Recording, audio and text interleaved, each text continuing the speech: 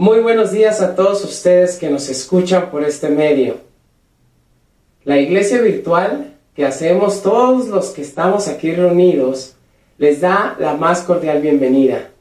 Bienvenido hermano, hermana, bienvenido amigo, amiga, que te estás conectando, no sé si por primera, segunda vez. Este es el lugar adecuado para que puedas conocer a Dios de una manera profunda. Vamos a seguir hablando del libro de Mateo, este libro que es fascinante para nosotros, los cristianos.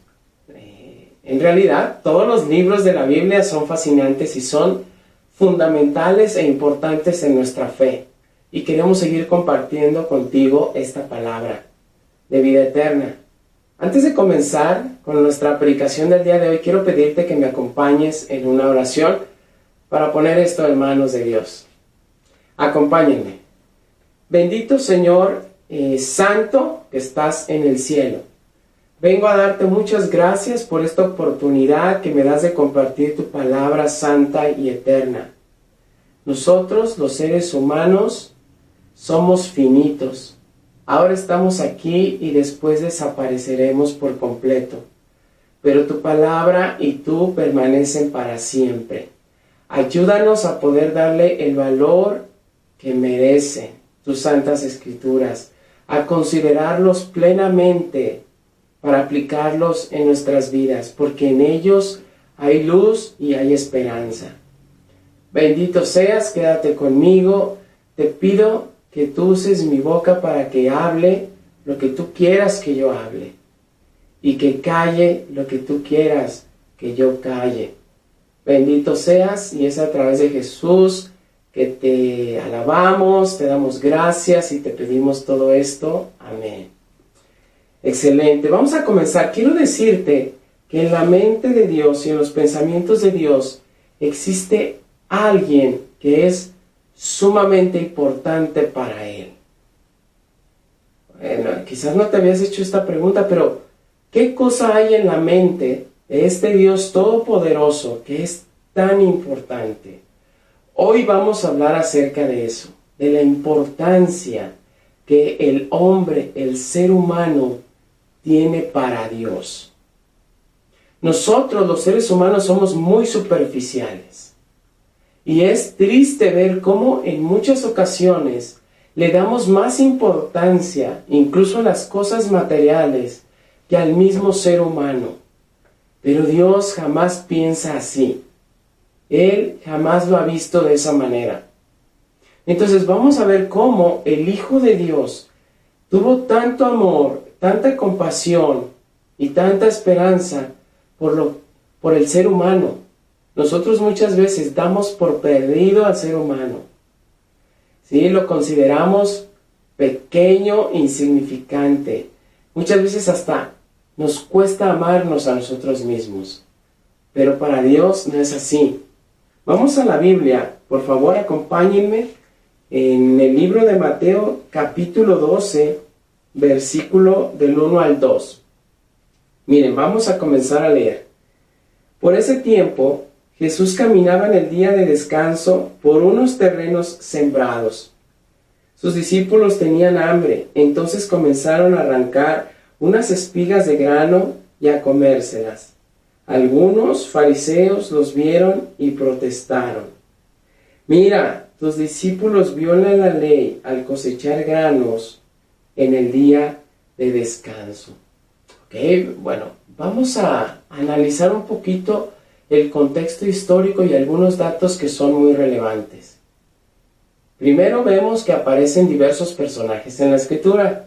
Uno de ellos es un grupo de los fariseos, otro de ellos es un grupo de los discípulos de Jesús, y el otro y más importante es Jesús.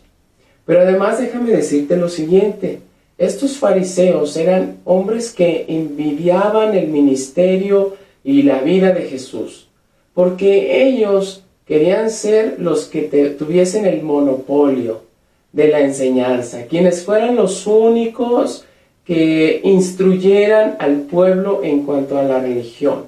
Entonces llega Jesús, el Hijo de Dios, y sienten envidia porque se dan cuenta que las personas aman y siguen a Jesús y a ellos ya no les hacen caso, porque se dan cuenta que su enseñanza y sobre todo sus vidas no respaldaban a hombres piadosos, a hombres de Dios. Entonces aquí empieza a haber un conflicto. ¿Por qué? Porque los fariseos hacen referencia, al final de la escritura dice que violan la ley, los discípulos de Jesús. En el Antiguo Testamento estaba escrito que ningún judío o del pueblo de Dios podía hacer ningún trabajo, ¿sí?, que le costara algún esfuerzo hacer. ¿Por qué? Porque Dios en el séptimo día, el sábado, había terminado de hacer toda su creación y por eso Él también en ese momento descansó. Y de ahí provenía este mandato. Entonces vamos a ver cómo es que estos hombres estaban tan equivocados con respecto a la interpretación de la ley. No sé si tú hasta el día de hoy has leído la Biblia y no sé si te has hecho esta pregunta. ¿Estaré yo malinterpretando la ley? ¿Estaré yo malinterpretando la Biblia? ¿Estaré equivocado en lo que he pensado hasta el día de hoy con respecto a la palabra de Dios? Porque estos hombres, estos fariseos, parece que en un inicio, cuando comenzó este movimiento de los fariseos, tenían un deseo genuino y profundo de ir a la palabra de Dios y obedecerla. Pero a estas alturas de la historia, ellos ya se habían corrompido y habían corrompido también la palabra de Dios, al no darle el uso que le debían dar y al no enseñar la Biblia, las Escrituras, como debían enseñarlas. Quiero decirte lo siguiente, al ver esta escena me doy cuenta que los discípulos de Jesús, al momento de seguirlo, eran pobres, y hablando pobres económicamente. El ministerio de Jesús era un ministerio pobre. ¿Sabes qué? En el Antiguo Testamento se decía que se le tenía prohibido a los dueños de las tierras que cosecharan todo lo que habían producido esas tierras, porque había personas pobres o había viajeros que iban de un lugar a otro y que no tenían que comer, y que era necesario que en esos lugares hubiese algo que ellos pudieran cortar para echarse a la boca y poder saciar su hambre. Entonces es muy probable que en este caso los discípulos de Jesús lo hicieran, porque la verdad es que aunque personas, dice la Escritura, ayudaban al ministerio de Jesús económicamente, ellos no tenían un ministerio de abundancia. Reitero una vez más, de abundancia económica, porque al estar con Jesús realmente lo tenían todo. Entonces, van los discípulos y arrancan, y esto tampoco se consideraba un robo, porque como te digo, en aquel entonces era permitido. Y hoy vino a mi mente un recuerdo muy bonito que tengo de mi padre y mis hermanos cuando íbamos al pueblo. Mi papá es de un pueblo cañero. ¿Por qué le dicen cañero? Porque a todo su alrededor del pueblo hay tierras que usan mucho para la siembra de la caña. Entonces recuerdo que cuando íbamos, había un camino muy largo después de la carretera que nosotros caminábamos para llegar al pueblo. Pero ese camino estaba, por ambos lados estaba lleno de cañas.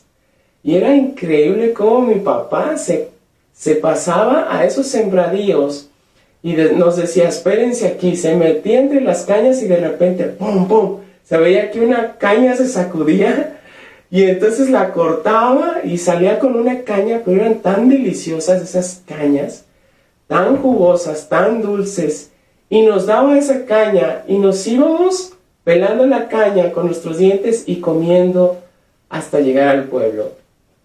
Era increíble, lo recuerdo en mi mente con mucho cariño, ¿no? Entonces, ¿qué era lo que pasaba? Pues algo así hicieron los discípulos de Jesús. Tenían hambre y fueron y empezaron a comer. Fíjense que llegaba a tal extremo la forma de ver las escrituras tan erróneas de los fariseos, que en algún momento cuando estuvieron el pueblo judío en guerra contra los romanos, ¿sí? Los romanos, sabiendo que tenían esta debilidad de esta creencia mal vista, los atacaron en el día sábado, y así el emperador Pompeyo pudo tomar la ciudad. Porque para los judíos era incluso pecado empuñar un arma para defender a su familia. A ese nivel estaban tan equivocados los judíos. Y vemos cómo eso les afectó no solamente espiritualmente, sino en su vida social.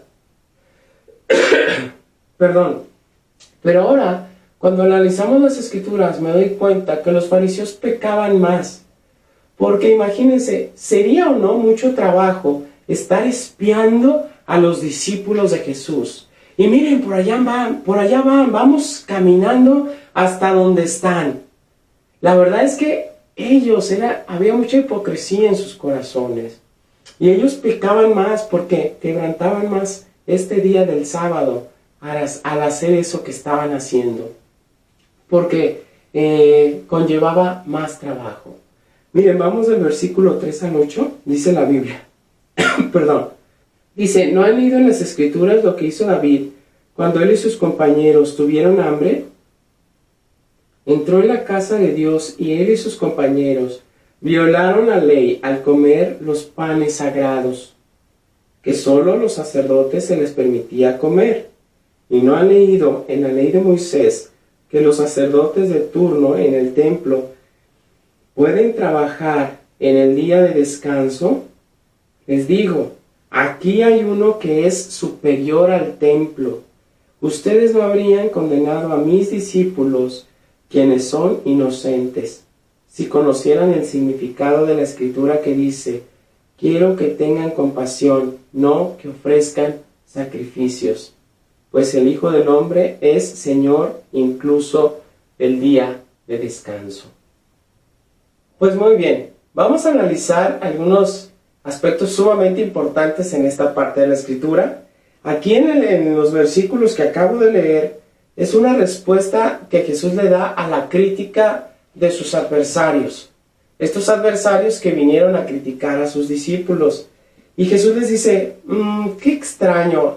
A ver, ¿acaso no han leído la Escritura, la ley, el Antiguo Testamento? Esa historia donde dice que David, ese hombre del Antiguo Testamento tan conocido, ¿a poco no han leído ese momento en el que él toma esos panes que eran exclusivos para los sacerdotes y se los da a las personas para que coman, a los que lo seguían, a los que estaban con él acompañándolo? ¿O acaso no se dan cuenta también que los sacerdotes, los que ministran en el templo, violan la ley cuando trabajan en el sábado? Porque dos cosas importantes. La primera es, ¿de acuerdo?, que podría decirse, si fueran tan estrictos o si quisieran aplicar la ley tan estrictamente, podría decirse que David, ese hombre tan amado por Dios, entonces violó también la ley. Y luego también la segunda parte es que los sacerdotes cuando ministraban lo hacían también los días sábados. Y ese día sábado tenían que sacrificar con fuerza, clavarle una daga al animal, destazarlo, preparar el fuego y hacer un montón de cosas para el sacrificio. O sea, Dios les está diciendo, pongan atención en lo que Jesús les decía, pongan atención en lo que deben poner. Mucho cuidado es en esto que les estoy diciendo. Pero aquí vamos una vez más. El tema principal de todo lo que estamos viendo es que para Jesús lo más importante siempre eran las personas. Para Jesús era mucho más importante que los hombres de David tuviesen que llevarse algo a la boca antes de que se desmayaran, o antes de que enfermaran, o antes de que les pasara algo, por no tener algo que llevarse a la boca. Eso es muy importante y es lo que necesitamos estar analizando en las Escrituras, porque te vas a dar cuenta que para Jesús eres muy importante. Tu vida es valiosísima para Jesús. Luego, en la Escritura, pues nos damos cuenta, sí, precisamente que para Jesús las necesidades humanas eran más importantes que cumplir con cualquier ritual o con cualquier tarea que los mismos fariseos habían impuesto al pueblo. Y luego dice Jesús, aquí hay alguien mucho más grande que el templo. Imagínense. O sea, esta declaración de Jesús era una declaración de deidad. Jesús mismo estaba diciendo, yo soy más importante que el templo. Si para ustedes es importante el templo, yo soy más importante, yo soy más que el templo. Pero cuando yo leo esto me doy cuenta que no solamente Jesús era más que el templo, era más que David, era más que los hombres de David, era más que todos los sacerdotes juntos de toda la historia del pueblo de Dios. Y por lo tanto, era más que el templo. Ellos estaban fascinados con el templo, sentían un aprecio muy importante por el templo. Y Jesús les dice, pues yo soy más que el mismo templo. Esto para ellos pudo ser algo muy ofensivo, porque Jesús mismo estaba diciendo, pues, que los llevaba a reflexionar y a pensar, ¿qué hay más grande que el templo mismo? Pues solamente Dios. Y Jesús con eso estaba diciendo, les estaba dando a entender que Él era Dios mismo. Jesús mismo legisló la ley. Jesús mismo ordenó lo que venía en el Antiguo Testamento. Por lo tanto, Él sabía si sus discípulos, Él sabía si sus discípulos verdaderamente estaban violentando el mandato, y no era así. Más, Jesús sí sabía que los fariseos estaban equivocando en su manera de interpretar la ley. El templo en aquel entonces era amado y admirado. Yo quiero hacerte una pregunta. Si Jesús es más que el templo, porque sigue siendo más que el templo, que cualquier templo, ¿tú admiras y amas a Jesús de la misma manera o en mayor manera? Que esa debería ser la manera adecuada. El templo en aquel entonces se visitaba con gozo. Tú buscas a Jesús todos los días de tu vida con ese gozo, con esa alegría de encontrarte con Él a solas para hablarle y para alabarlo. ¿Te gozas de esa manera? En el templo, sí, el templo más bien era un lugar honrado, un lugar respetado. La pregunta sería, si tú honras a Jesús de una manera genuina, de una manera excelsa, de una manera grande en tu vida, ¿tú lo honras a Jesús? Y además, el templo era un lugar de adoración, donde se iba a buscar la presencia de Dios. La pregunta sería, ¿tú adoras a Jesús? ¿Sabes? Te voy a decir algo. Para Jesús, nosotros somos muy importantes. No cabe duda, somos muy importantes. Él nos da un valor muy grande. Pero también otra pregunta que nos podríamos hacer a nosotros como seres humanos, analizar al hombre, la otra pregunta sería, ¿nosotros tenemos un concepto elevado y respetuoso acerca de Jesús?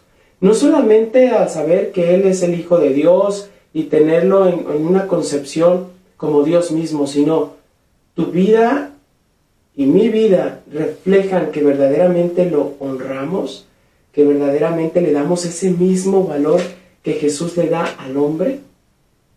Es importante que podamos reflexionar eso, ¿verdad? Miren, ahora vamos a leer el versículo 9. Dice la Escritura, luego Jesús entró en la sinagoga de ellos y vio a un hombre que tenía una mano deforme. Los fariseos le preguntaron a Jesús, ¿permite la ley que una persona trabaje sanando en el día de descanso? Esperaban que él dijera que sí para poder levantar cargos en su contra. Él le respondió, si tuvieran una oveja y ésta cayera en un pozo de agua en el día de descanso, ¿no trabajarían para sacarla de allí? Por supuesto que lo harían. ¿Y cuánto más valiosa es una persona que una oveja? Así es, la ley permite que una persona haga el bien en el día de descanso. Después dijo al hombre, extiende la mano. Entonces el hombre la extendió y la mano quedó restaurada, igual que la otra. Entonces los fariseos convocaron a una reunión para tramar cómo matar a Jesús. Muy bien, después de esa plática que tuvo con estas personas, dice la Escritura que Jesús fue a la sinagoga de los fariseos. Dice en el versículo 9, luego Jesús entró en la sinagoga de ellos. Ok, vamos a ver qué implicaba esto. O sea, la sinagoga era un lugar donde los judíos iban a adorar y a escuchar la palabra de Dios. La pregunta es, ¿tú crees que Jesús necesitaba que los fariseos le enseñaran algo? ¿Tú crees que Jesús incluso necesitaba que los sacerdotes le enseñaran cómo honrar a Dios, cómo servir a Dios o cómo ministrar o o llevar a cabo los asuntos espirituales de manera correcta?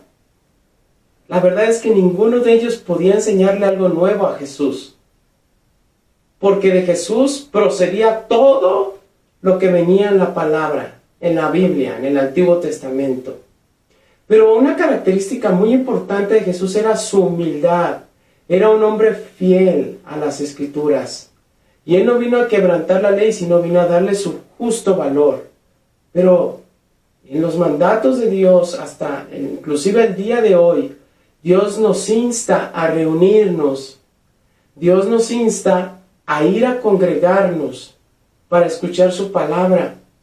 Y Jesús era un hombre muy fiel y era muy humilde, porque a Él no tenían nada que enseñarle, pero Él asistía a la casa de Dios a escuchar la palabra de su Padre. La pregunta es, ¿tú eres una persona que cree que todo lo sabe, que no hay alguien que te pueda enseñar algo más? ¿Tú eres una persona que considera que no es necesario reunirse en algún lugar para congregarse y escuchar la palabra de Dios? Pues bueno, déjame decirte que Jesús, Dios mismo, lo hacía. Porque hay muchas cosas que toman en su lugar adecuado, que toman un sentido adecuado cuando nosotros nos congregamos. Porque convivimos unos con otros, porque nos conocemos y porque precisamente en ese lugar es donde vamos a aprender a amar como Jesús amaba a las personas. Estos fariseos fueron y le presentaron un hombre con una mano tullida. En otras versiones dicen su mano seca. Imagínate su mano seca. Era un hombre que su mano no la podía mover. Obviamente la tenía atrofiada. Aquí la Biblia no dice por qué razón la tenía atrofiada, pero era un hecho, la tenía atrofiada. Y lo presentaron ahí delante de Jesús en día sábado, una vez más para tenderle una trampa. Pero derivado de esto que hicieron, una vez más, Jesús nos enseña, confirma, recalca, remarca que para Él siempre han sido lo más importante los seres humanos que tradiciones religiosas. Ellos, los fariseos, vieron a este hombre como una carnada, como un anzuelo. Vamos a tirárselo a Jesús y va a caer una vez más, ¿verdad? En lo que nosotros queremos que Él diga. En lo que nosotros queremos que manifieste. Y para Jesús era un hombre que necesitaba compasión. ¿Ves la gran diferencia?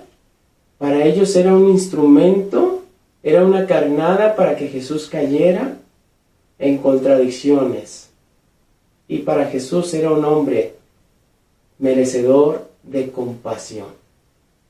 Esa es la gran diferencia de cómo veía Jesús a las personas.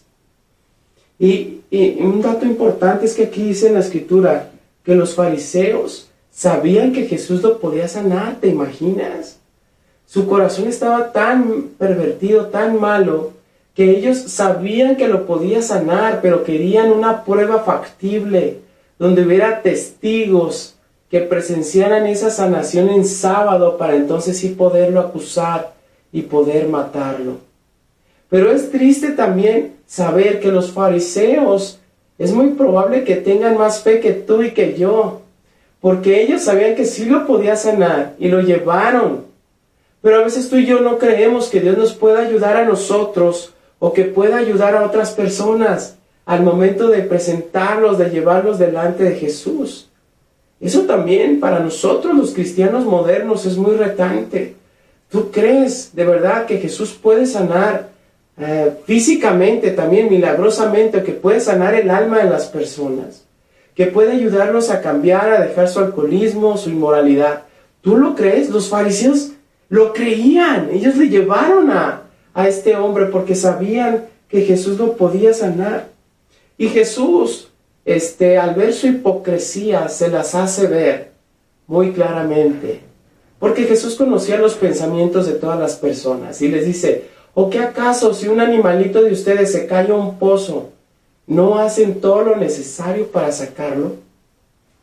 Jesús sabía, ustedes lo harían. Ustedes sí, aunque fuera sábado, sí, se arremangarían sus ropas y sacarían al animal. Yo lo sé. Jesús lo sabía. Y les dijo, ¿ustedes no lo harían? Pues ¿que acaso no es más importante la vida de un ser humano? ¿No es más importante hacerle un bien a este hombre que tiene su mano tullida que sacar a un animalito del agua? Y ahí Jesús hace una vez más el milagro. Para ellos fue una gran ofensa.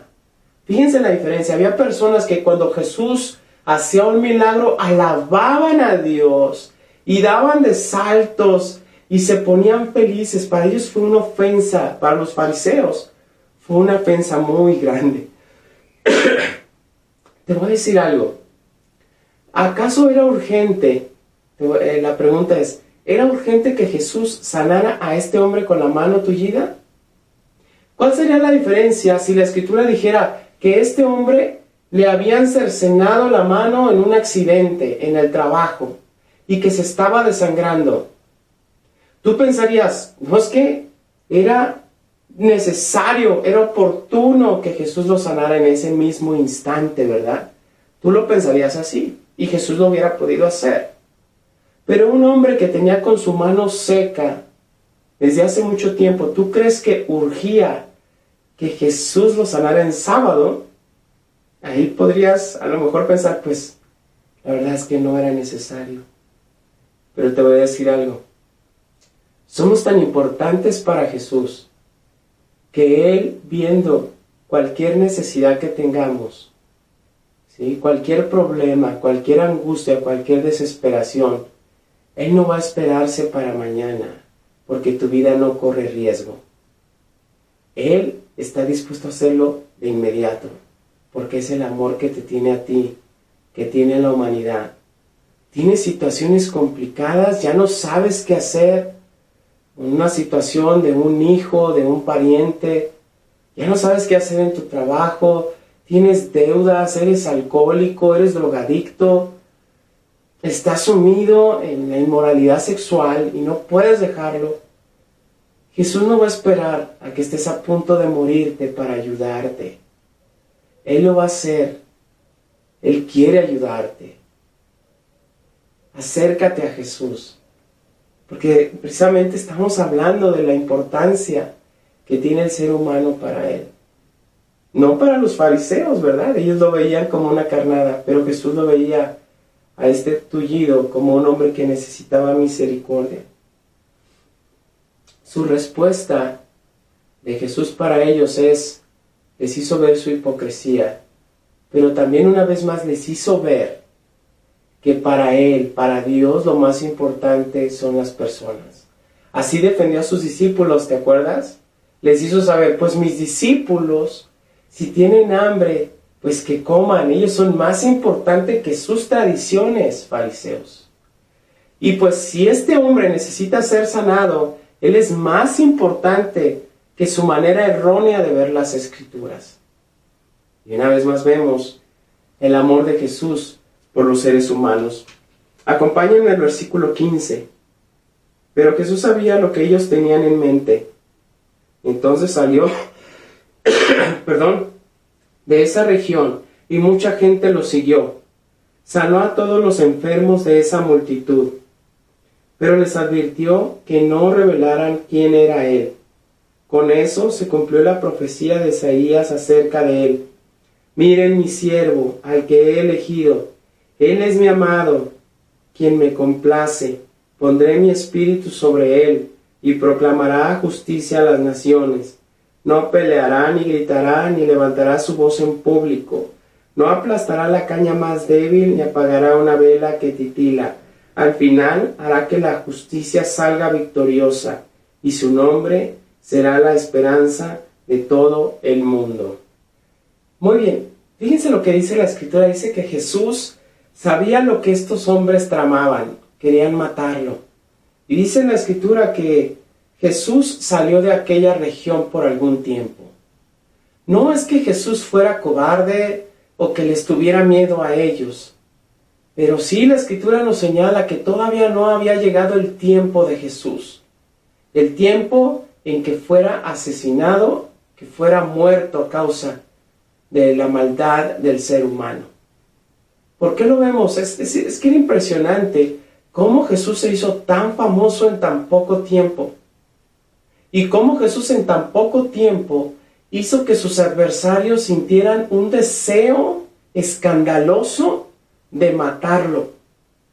Pero todavía no llegaba su tiempo. Por eso es que Jesús anduvo fuera de esa región por algún tiempo. Pero miren, era tan obvio que Jesús era el Hijo de Dios, que la gente no quedaba engañada o no quedaba dudosa de si Jesús realmente solo fuera un profeta o no. O sea, ellos estaban convencidos, y dice que la gente salía y lo seguía, y que sanó a todos los enfermos de aquella multitud que lo seguía.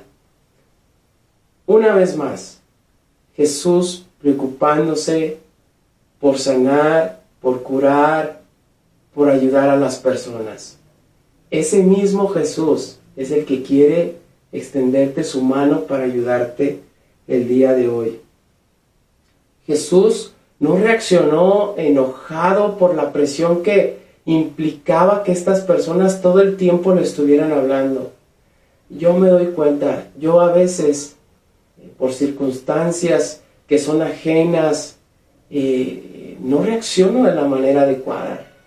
No sé si tú reacciones de una manera adecuada cuando sientes presión, cuando sientes situaciones adversas de otras personas hacia tu vida.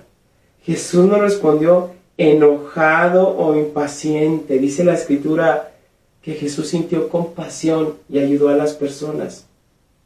La Escritura se refiere en la segunda parte, habla acerca de una profecía del profeta Isaías del Antiguo Testamento que hablaba de Jesús. Y en esa Escritura, Dios se refiere a su Hijo como su siervo, como un siervo, alguien que sirve, alguien que le ayuda en sus propósitos. Que no te sorprenda esto que te voy a decir. Jesús sigue sirviendo, a pesar de que está en el cielo. Dice la Biblia que Él ruega, que Él pide por nosotros. Jesús sigue estando dispuesto a tener ese corazón de siervo para venir y ayudar a tu vida, a tus hijos, a tu esposa, a tu esposo, a todas las personas. Él sigue teniendo ese corazón de siervo. Pero mira la humildad de Jesús. Dice la Escritura, lo señala a Él como alguien que no se abriría paso con una personalidad imponente y ruidosa. Dice la Escritura, no peleará, ni gritará, ni levantará su voz en público. O sea, esto no se refiere a que Jesús no habló, ni dijo ni pío, ¿no? Tú acabas de ver cómo Jesús contestaba a las personas con verdad, pero lo hacía de una manera tan amable, de una manera gentil. Sus acciones reflejaban humildad, gentileza a las personas. Así era Jesús. Siempre ha sido un ejemplo para todos nosotros. Dice más adelante, una vez más, remata esta Escritura señalándonos una vez más lo importante que es el hombre, aunque frágil y pecador, para Dios. Dice al final, no aplastará la caña más débil, ni apagará una vela que titila. Una caña débil. Una caña que está a punto de quebrarse. ¿Sabes? Nosotros podríamos pensar, pues esa caña ya para qué sirve, ya está doblada. Pero Jesús en esa caña podría ver que dándole el uso correcto, tratándola de la manera correcta, podría ser usada para crear música hermosa, que sería increíble. O sea, es como Jesús nos ve. A veces nosotros nos vemos como una caña inservible, pero Jesús no nos ve así. Y también dice una vela que titila, así que ya está aventando humo. Si has visto esas velas cuando se apagan y está aventando humo, queda una pequeña chispita roja por ahí. Pues Jesús tendría la paciencia de cuidar a esa caña, de ponerle otro palito y ponerle un hilo ahí para que esté derechita, ¿no? Y se fortalezca. Y también le soplaría con mucho cuidado a esa vela que se está apagando y le soplaría y le haría con una hojita de papel hasta que vuelva a encender, porque él sabe que esa pequeña flama podría convertirse en un fuego ardiente poderoso. Ese es el amor que Jesús tiene por tu vida, por mi vida y por la vida de todos los seres humanos. Para cerrar, quiero que te puedas convencer, que puedas verlo con tus propios ojos una vez más, el amor tan grande que Jesús tiene por la humanidad. Miren, vamos al libro de Hebreos, capítulo 11, 11 versículos 35 al 38 primero. Perdón. Dice la Biblia: hubo mujeres que recibieron otra vez con vida a sus seres queridos que habían muerto. Sin embargo, otros fueron torturados porque rechazaron negar a Dios a cambio de la libertad. Ellos pusieron su esperanza en una vida mejor que viene después de la resurrección. Algunos fueron ridiculizados y sus espaldas fueron laceradas con látigos. Otros fueron encadenados en prisiones. Algunos murieron apedreados, a otros los cortaron por la mitad con una sierra y a otros los mataron a espada. Algunos anduvieron vestidos con pieles de ovejas y cabras, desposeídos y oprimidos y maltratados. Este mundo no era digno de ellos. Vagaron por desiertos y montañas. Se escondieron en cuevas y hoyos de la tierra. Continuamos en el capítulo 12. Por lo tanto, ya que estamos rodeados por una enorme multitud de testigos de la vida de fe, quitémonos todo peso que nos impida correr, especialmente el pecado que tan fácilmente nos hace tropezar, y corramos con perseverancia la carrera que Dios nos ha puesto por delante. Esto lo hacemos al fijar la mirada en Jesús, el campeón que inicia y perfecciona nuestra fe. Debido al gozo que le esperaba, Jesús soportó la cruz sin importarle la vergüenza que le esperaba. En el versículo 11, en esta escritura, en el capítulo 11, te das cuenta que el apóstol Pablo habla de algunos personajes que dice que sufrieron terriblemente a causa del Evangelio. Y quise leer esto porque si damos hilación a la escritura de lo que estamos leyendo, después pasé al capítulo 12 y comienza la escritura diciendo: por lo tanto, ya que estamos rodeados por una enorme multitud de testigos.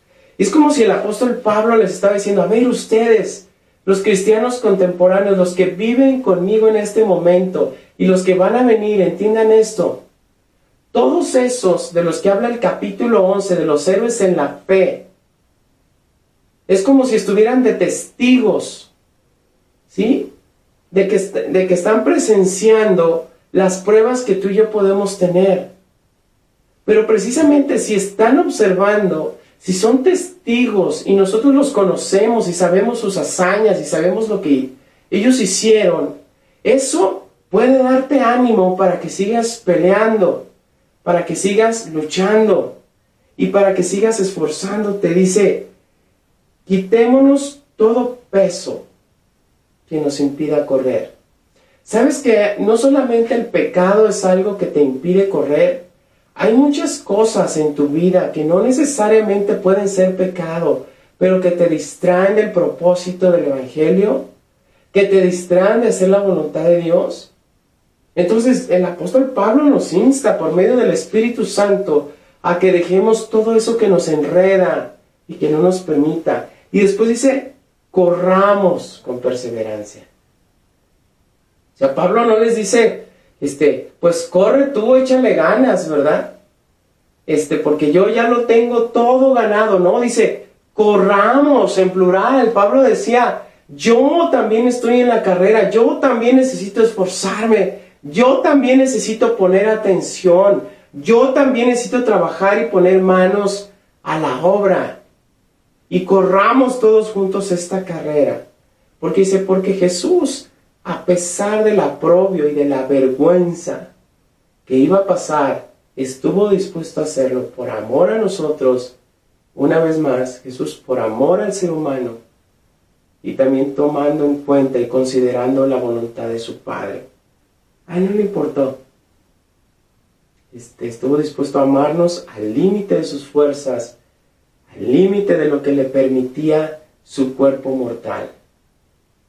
Espero que esta clase te haya ayudado a reconocer y a pensar más en el amor de Dios por tu vida.